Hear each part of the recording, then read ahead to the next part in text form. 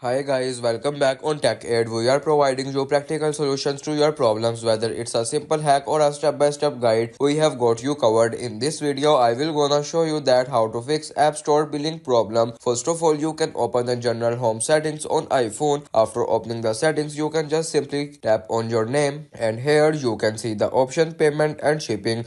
Tap on it. After a few seconds of loading, the page will be open, and now you can see your card details. You can just simply remove the payment method and add a new payment method, and now you can tap on done. And this is the way you can fix App Store billing problem. If you want to keep your online activity private and access to restricted contents like I do, try using a VPN. It's secure, easy to use, and makes the browsing safer. The link to buy is in the description below.